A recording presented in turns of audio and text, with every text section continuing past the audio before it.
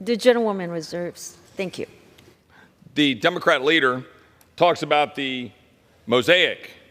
I assume by the mosaic that anyone who votes for this bill today will be supporting that we're talking about $156,000 for the Hartford Gay and Lesbian Health Collective, an organization self-described as champions of LGBTQIA equity and provides training in cultural competency and access to health care for LGBTQ youth, or $2 million in Oregon clinic that provides hormone therapy for kids, or the $850,000 for gay senior housing in Massachusetts, or $400,000 for the Briar Patch Youth Services in Wisconsin that has gender-affirming clothing program for kids 13 to 18, or $400,000 to the Garden State Equality Education Fund, which helps minors transition genders, promote biological boys playing girl sports and using the same restrooms.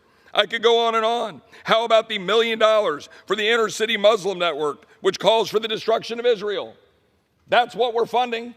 That's precisely what we're funding in this legislation. So when the Democratic leader talks about a mosaic, that's what he's talking about. And my Republican colleagues who will campaign against it all year, they're voting to fund it today. To be very clear, my Republican colleagues are voting to fund that so-called mosaic today, unless they choose the right path and vote against it.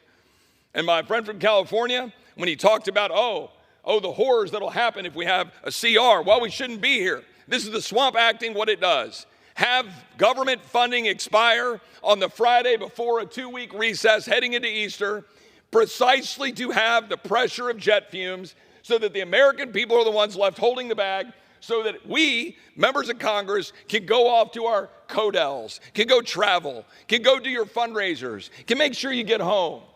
But the ones left holding the bag are the American people. And when we talk about this, the game was given up.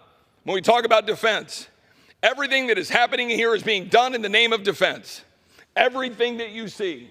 And talking about how our national security will be undermined. Well, tell me about national security in Texas. When you have the National Guard getting rolled over in El Paso. When you have Texans dying from fentanyl poisoning.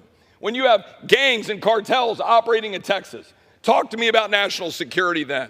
I'll yield 90 seconds to my friend from Arizona.